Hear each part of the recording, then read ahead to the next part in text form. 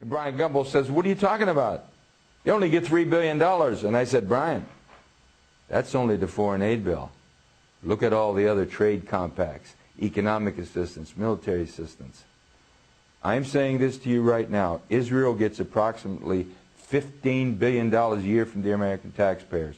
That $15 billion is $30,000 for every man, woman, and child. And people in my district are losing their pension benefits.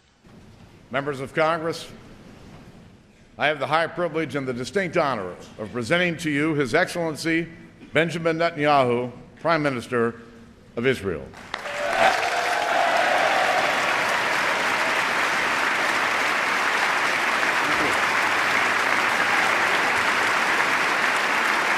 Thank you. Thank you.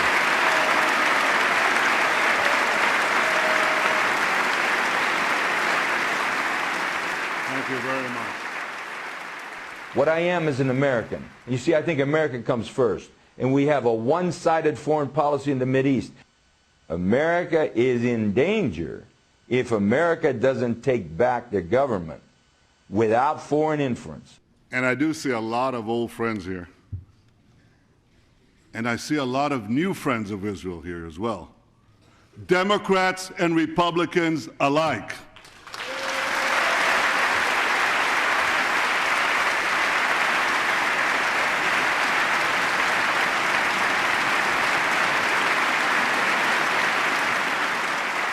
Iran funds arms and trains terrorists, militias, and other extremist groups that spread destruction and chaos across the region. I know Donald Trump. I know him very well. And I think his attitude, his support for Israel is clear. He feels very warmly about the Jewish state, about the Jewish people, and about Jewish people. There's no question about that.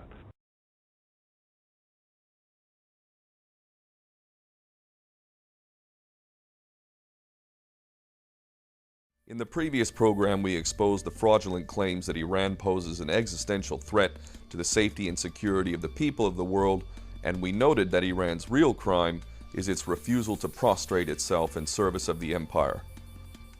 We identified those maintaining this fraudulent Iranian threat, specifically a matrix of power that employs Western heads of state and national governments, as well as the mainstream media and the so-called quote-unquote experts.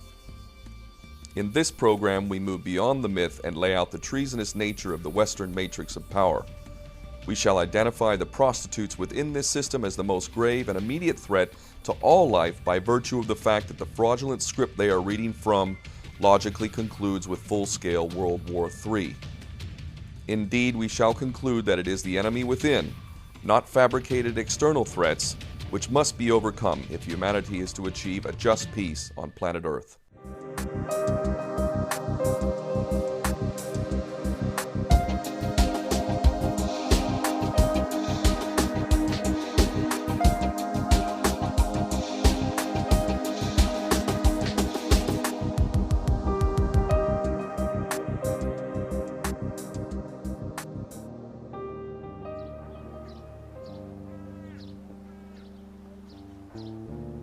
We have reached a point in human history where our own survival hinges on our capacity to understand the nature of how our world is ruled.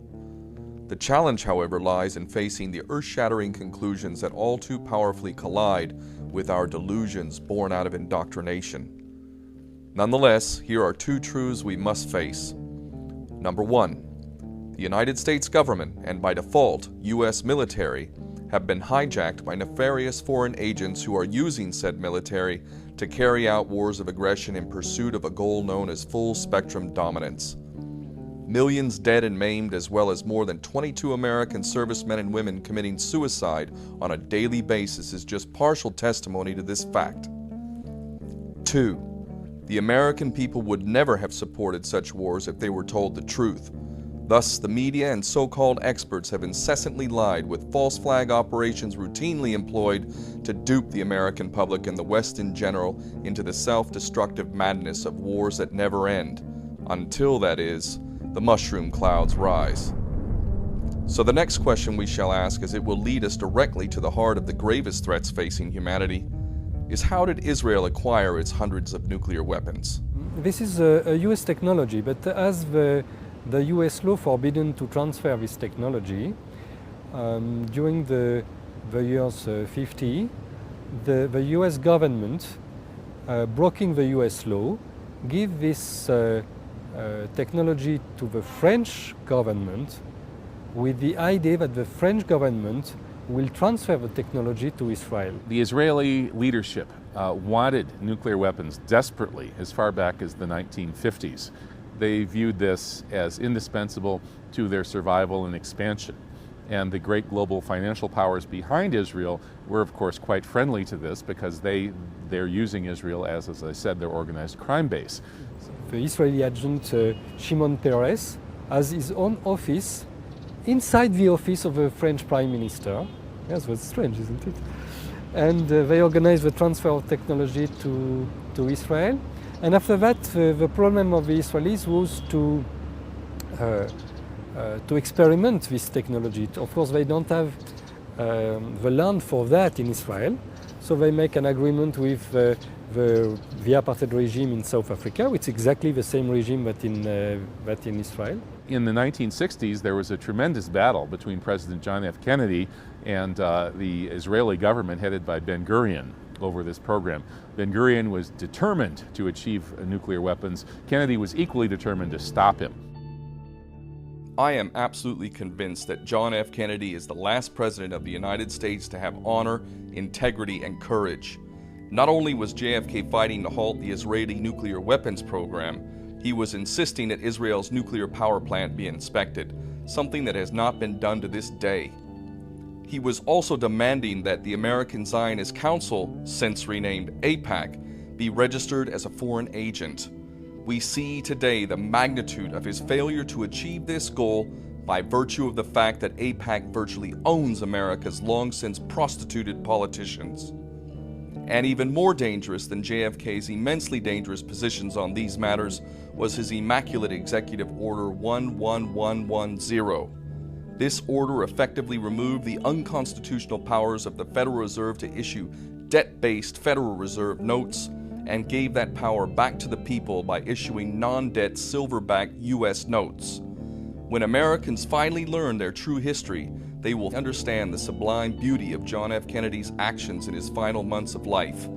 Not only were his actions a thing of beauty, his words will likewise be seen among the greatest acts of patriotism in the history of the United States. For we are opposed around the world by a monolithic and ruthless conspiracy that relies primarily on covert means for expanding its sphere of influence, on infiltration instead of invasion, on subversion instead of elections, on intimidation instead of free choice, on guerrillas by night instead of armies by day.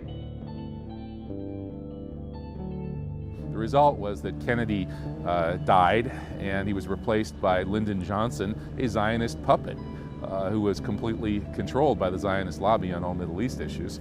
And Johnson turned around and essentially handed the Israelis their nuclear weapons. It is hard to overestimate just how profound America changed when the patriot John F. Kennedy was replaced by one of the supreme American traitors in Lyndon Baines Johnson. Not only did Johnson bolster Israel's nuclear weapons program, he did not compel the American Zionist Council to register as a foreign agent. The end result of this is an American political system that is so corrupt that it would make a banana republic blush. As if this isn't bad enough, in June 1967, Johnson covered up the brutal Israeli attack on the USS Liberty, an attack that resulted in the murder of 34 American sailors as well as 171 casualties. While the attack was taking place, Johnson personally recalled air defenses for the Liberty with the following explanation, quote, "We are not going to embarrass an ally," end of quote. The Liberty incident was a classic false flag to be blamed on Egypt. Israel's intention was to suck American sons and daughters into an extremely dangerous war for Israel, this time against Egypt, a Soviet ally. This false flag nearly resulted in World War III by virtue of the fact that nuclear-armed Phantom jets were launched towards Cairo and were only recalled when it became clear that the Liberty was not going to sink and witnesses would live to tell the tale.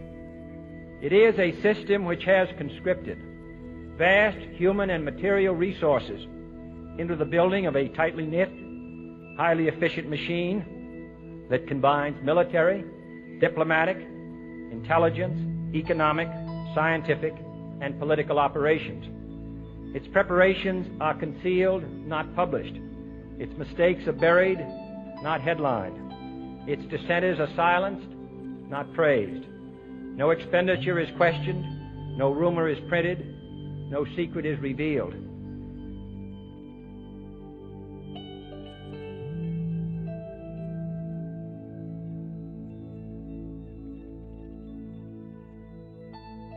Since then, the program which is somewhat shrouded in secrecy, it's a deniable program, but they don't deny it very seriously, has grown.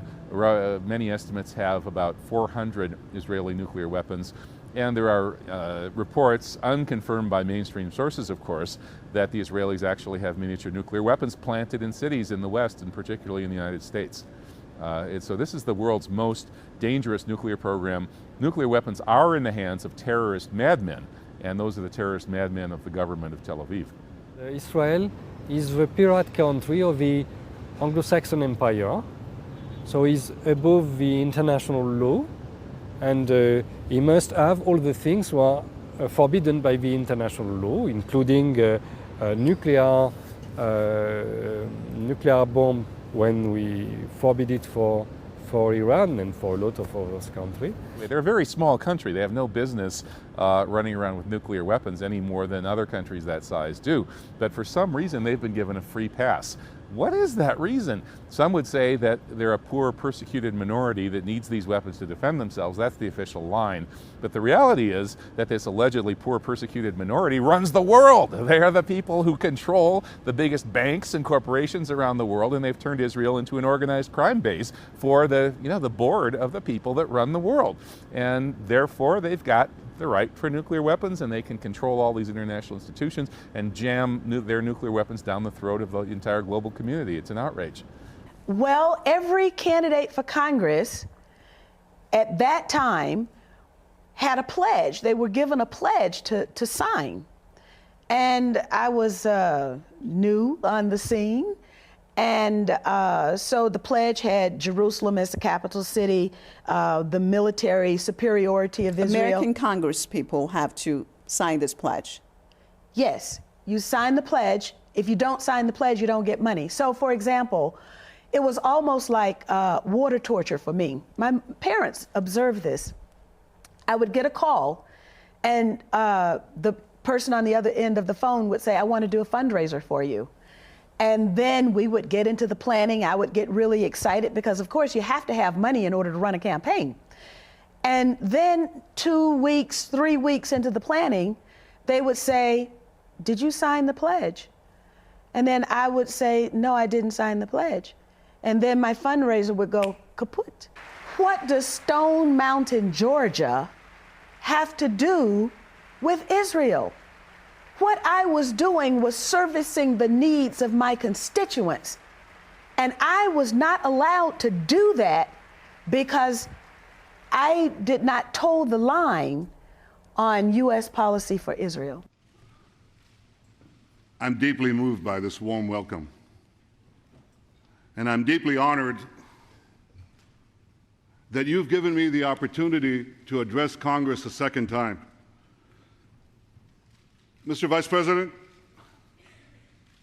do you remember the time that we were the new kids in town?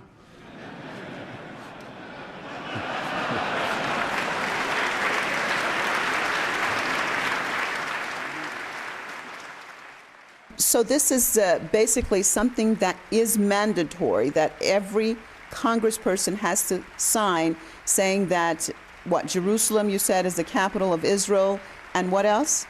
You make a commitment that you will vote to support the military superiority of Israel, that the economic assistance that Israel wants, that you would vote to provide that. This isn't a question for the Congress people serving that they are representing, or they're supposed to be representing, the people of the United States, not a foreign country, and yet they have to pledge allegiance to a foreign state. That's what no one questions this. That's what I was asked to do. They control much of the media, they control much of the commerce of the country, and they control powerfully both bodies of the Congress. They own the Congress. Now, when a 9-term congressman levels charges against an American ally that include corrupting government policy at the highest levels, with consequences such as American sons and daughters being sent off to fight and die in wars for Israel, as well as crippling the American people with debt to the point of American taxpayers paying $30,000 per person per year to fund Israeli expansion, what do you reckon the first question would be from a so-called free Western press journalist? Are you an anti-Semite? No, I'm not. That's exactly what they're going to say. This is the mainstream Western media. Countless provable lies pour from the mouths of politicians and pundits alike without so much of a whisper of a challenge. But as soon as a patriot like James Traficant speaks profound truth with cataclysmic consequences, the tried and true anti-Semite charge is trotted out. Even when the media do some good, such as the following PBS interview of General Wesley'a Clark, political correctness and the tightly controlled left and right paradigm structure prevents serious investigation outside of the acceptable parameters. So when General Clark tells his story of how he learned of the planned U.S. invasion of Iraq, there is no follow-up to this incredible revelation, such as the obvious scenario that Israeli agents are pulling the strings of the invasion of Iraq because Iraq was target number 1 on their greater Israel agenda. But of course, to suggest that would immediately result in a barrage of anti-Semite charges. About 10 days after 9/11, I went through the Pentagon and I saw Secretary Rumsfeld and Deputy Secretary Wolfowitz. I went downstairs just to say hello to some of the people on the Joint Staff who used to work for me, and one of the generals called me and he said, "Sir, you got to come in. You got to come in and talk to me a second." I said, "Well, you're too busy." He said, "No." He says, "We've made the decision. We're going to war with Iraq." This was on or about the 20th of September. I said, "We're going to war with Iraq. Why?" He said, "I don't know." While American audiences may laugh at the seeming folly of how decisions to go to war are made, the end result has been incalculable suffering and death for millions upon millions in the decimation of Iraq. I wonder how much laughing there will be when the American people fully comprehend that the invasion and occupation of Iraq was from beginning to end an unlawful war of aggression based on fraud for the expansionist agenda of the Greater Israel Project. In other words, Americans have been used as cannon fodder by a treasonous, bought and paid for U.S. Congress and White House. Even worse, this story of sacrificing American sons and daughters on the altar of worship of the Jewish state of Israel marches on. It's an objective assessment that no one will have the courage to speak about. They're controlling much of our foreign policy. They're influencing much of our domestic policy. Wolfowitz, as Undersecretary of Defense, manipulated President Bush #2 back into Iraq. They pushed definitely to try and get Bush before he left to move into Iran. We're conducting an expansionist policy of Israel, and everybody's afraid to say it. So I came back to see him a few weeks later, and by that time we were bombing in Afghanistan. I said, "Are we still going to war with Iraq?" And he said, "Oh, it's worse than that." He said, he reached over on his desk, he picked up a piece of paper, he said, I just got this down from upstairs, meaning the Secretary of Defense's office today, and he said, "This is a memo that describes how we're going to take out 7 countries in 5 years, starting with Iraq and then Syria, Lebanon, Libya, Somalia, Sudan, and finishing off Iran." So it has to pull in the Americans to do the work, to do the job, because they can't do it themselves. They have to demonize Iran so that America will do the bombing and the American soldiers and Marines will go and die and not the Israelis, because they know they can't do anything about Iran. Israel, if you look at it strategically, is a small state, very small population. Yes, it has nuclear weapons. It has, the threat of using nuclear weapons, but it cannot last in a war with Iran, and they know it. And this is why they demonize Iran. And they want the Americans and the Europeans to do, to take care of Iran for them. But I believe that Israel has a powerful stranglehold on the American government. They control both members of the House and the Senate. They have us involved in wars of which we have little or no interest. Our children are coming back in body bags. Our nation is bankrupt over these wars. And if you open your mouth, you get targeted. James Traficant paid the price for representing the interests of the American people over the demands of the powers that be. In true Orwellian style, Traficant was convicted of corruption in 2002. Subsequently, he endured 7 years in prison for essentially refusing to bow to the masters of American politics. Indeed, America has been hijacked, and the result is for the servile and corrupt to be rewarded, while those with honor and integrity are ruthlessly targeted. James Traficant was dead before he could see justice for himself, and unsurprisingly, the circumstances of his death are predictably suspicious, undeniably suspicious. Many, including myself, refuse to ignore the significant motivation agents of Israel had in seeing his demise. Regardless of who is responsible for his death, Traficant's uncompromising stance regarding America's subservience to the Jewish state will in the end cement him as one of the great patriots in modern American history, who, like many of the founding fathers of America, warned us of the enemies inside the gate. I became a top target of the Israeli lobby, and no question, I'm labeled an anti-Semite, which I'm really not, but they do control much of our government, our press, Broadway, Hollywood, and the money system, and they basically control this country. And you do not want Israel as an enemy, and I became an enemy of Israel. That, I think, was my downfall.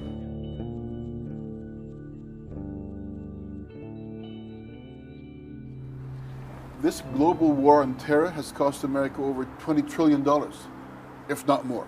The official is 16, 17, but who knows? I mean, ever since they started this, global war on terror and the invasion of Iraq and Afghanistan is when America became so indebted. We spend more money on defense in the when we call it defense, it's really offense. We spend more money on the military in the United States than almost all the other countries in the world combined. Beyond dictators, true tyrants have taken over the global system. And of course it's rooted in the money, its roots are at this fabricated false money system that puts tremendous power and influence in a tiny minority of people who can fabricate the imagery of what's going on in the public mind, so that what is really going on is made to seem obscure and is put behind veils. So while the mainstream media and all other associated minions continue to choreograph necessary illusions so that we, the people, will remain continuously ignorant, divided, and ultimately manipulated, this same network of deception withholds from us a very realistic scenario involving all-out nuclear war. Some observers, including myself, recognize the probability of this scenario is so great that it represents the gravest threat facing humanity today. Well, the bottom line of the Israeli nuclear program is the so-called Samson option. This is a form of extreme nuclear blackmail. If the world doesn't go along with Israel, especially in a situation where Israel felt that its existence as an apartheid Jewish state and crime base for the world's biggest banksters is ever threatened, then it will blow up the capitals of Europe as well as the Middle East, and implicitly they're also threatening the United States. Though they may not have missiles that can reach the United States, as I said, there are reports in the intelligence community that, in fact, Israel has planted miniature nuclear weapons in American cities. I remember in the 1970s being in a conference, a big hall in Toronto at the medical school, and there was a very famous Jewish professor who was an expert in Hegel. I don't remember his name, but he announced to the group, to the whole audience, he said, if Israel is ever going to go down, if we're going to go down, we're not going to let what happened to us during World War II ever happen again. If we're going to go down, we're going to take the rest of the world with us. And this, of course, becomes the Samson option.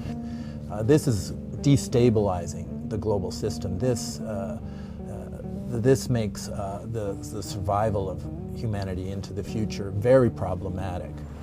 we consider Israel a dying entity, the Zionist regime. I mean, for what they've done with the people of Palestine.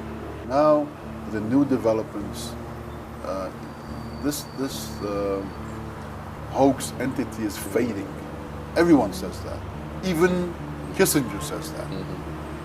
Even the Zionist policymakers would say that. This Samson option is the biggest nuclear threat on earth because the state of Israel is facing an impossible situation with the demographic crisis, the crisis of legitimacy. They're not accepted as legitimate by any of their neighbors, and the worldwide anti-Zionist movement is growing and spreading to getting into the established institutions. And Palestine is going to be in the International Criminal Court going up against Israel. They're beleaguered on a number of fronts. And the minute that they feel that they might actually have to end apartheid and become one country for all of their citizens of all religions and ethnicities on an equal basis, at that moment, they're threatening to blow up the world. So it's a tremendous threat. It looks like it's virtually inevitable that at some point they will either have to make good on that threat or to withdraw it. And who knows what they'll do.